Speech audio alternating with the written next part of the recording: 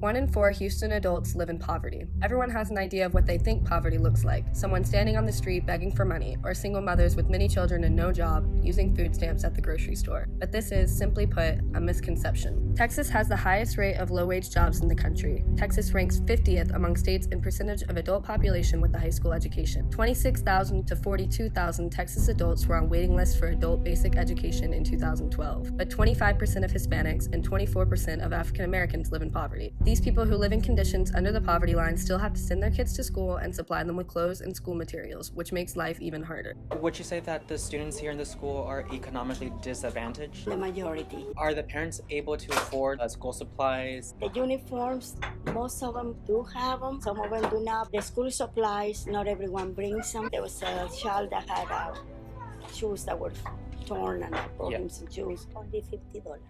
2 years ago, they don't reimburse nothing. Teachers can currently write off $250 spent in their classrooms on their tax return, but teachers that teach in impoverished areas often spend more than that. They not only have to buy decorations and materials to keep students interested, but also school supplies like pencils and paper that many of their students can't afford. We have 2 years with free lunch.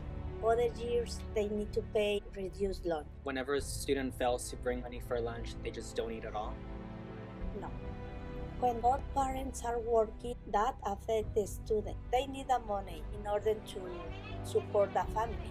The students need support from their parents. Some parents don't have the education. One time, a child that the mother cannot read. I told her, I said, if you want me to teach you how to read, I will. And she started coming after school. I was teaching her how to read. She could not help her child. So she, that child had never been read to. As teachers, sometimes we don't realize that. I've never had the privilege of having books. Books are your best friends. They take you places and you see adventures. Any school funding that's been cut that's important for the school that ought to be brought back?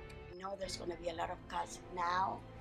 And I think one of the major things is, they do need pre-K. I don't know if it's going to be cut or not, because then the kids are farther behind. We receive a lot of materials, but we were told that that's not going to be available any longer. Public school isn't the only aspect of life that is different in impoverished neighborhoods. Buying groceries, especially produce, can be difficult in Houston's areas of poverty. Houston doesn't have zoning laws, meaning there's no regulating where commercial and residential areas exist. Also, Houston doesn't regulate density. Any amount of people can exist per acre. In areas like 3rd Ward, it's easy to see how this could get out of hand. Many people under the poverty line live in this area, and there are no regulations to make sure these residents have access to grocery stores or fresh food. Because of this, residents have actually had to put together a co-op community grocery store called New Water for themselves to get fresh food. Oh, hi, Ms. Carmen. Hi.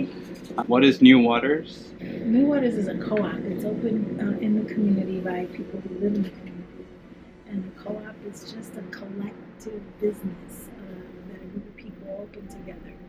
Why did you have the need to have everything organic? Health issues. Why here in 3rd Ward and not somewhere else? Oh, because I live here. Because you live here. What better place to start? That's where you live. Is there anybody else doing this? No, we're the only food co-op retail brick and mortar store in the city. This is a store that's open every day. Yeah. And we're serious about solving food access issues. We realized that we have a little small farmers market, and it was ineffective as far as solving food issues. If you weren't here doing it, would there be anybody else doing it at this moment? Probably not. Do you see this as a potential for growing eventually? Oh yeah, most definitely. Can somebody come about and help you guys here in 3rd Ward? Become a member, join, and help our efforts to grow. Food deserts and food access is a human issue.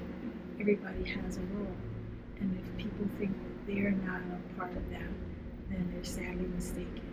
If there's someone that lives near you that does not have food, and you can send donations to food for people around the world and not feed the people right where you live, there's some disconnect with that. Many grocery stores in areas of poverty can't afford fresh food, so they sell whatever is cheap. New Water makes sure they sell naturally grown products to counter this. It's clear that in areas of poverty, people struggle to get access to good education and healthy food.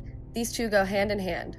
Food fuels health, and health determines how well kids do in school. If kids in poverty don't have the means to do well in school, they will continue living in poverty as adults, and the cycle will continue. Lower income and fewer resources mean that people with less education are more likely to live in low-income, mostly minority neighborhoods that lack the resources for good health.